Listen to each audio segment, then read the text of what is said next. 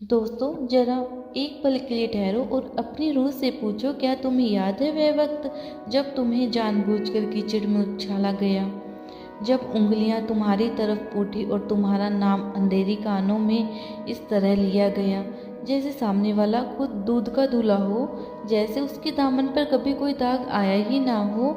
उन्हें पूरा यकीन था कि वे तुम्हारी कहानी को अपने मतलब से मोड़ लेंगे, तुम्हारी चुप्पी को अपनी जीत समझ लेंगे और बिना किसी खरोच के आगे बढ़ जाएंगे और तुम सब कुछ देखते ही शांत हो जाओगे।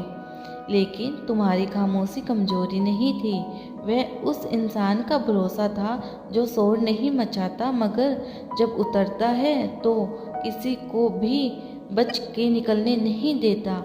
वे यह नहीं समझ पाए कि तुम कोई बजरंग जमीन नहीं हो, तुम एक ऐसी उपजाऊ मिट्टी थे जहाँ हर दबाव, हर चोट, हर साजिश एक नई ताकत बनकर उग आई। उन्हें जो कुछ भी तुम्हारी ओर फेंका था वही अब कई गुना होकर उनकी तरफ लौट रहा है।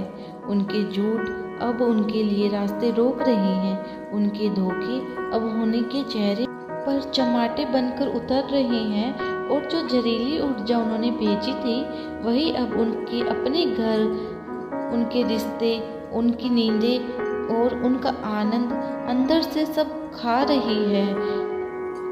कोई संयोग नहीं है, यह किस्मत का खेल नहीं है, यह कर्म का नियम है जो भी अधूरा हिसाब नहीं छोड़ता। यह साधारण बदलाव नहीं है, यह एक द्वितीय सफाई है, एक गहरी आत्मिक शुद्ध जो बेहद स्टिकरी से हो रही है। और इसमें वह हर इंसान शामिल है जिसने जानबूझकर या चुप रहकर भी गलत का साथ दिया था। तुम पहले गवाह थे, अब तुम जीवित सबूत बन रहे हो कि पवित्रता को छूकर कोई भी बिना किस्मत चुकाई नहीं बचता।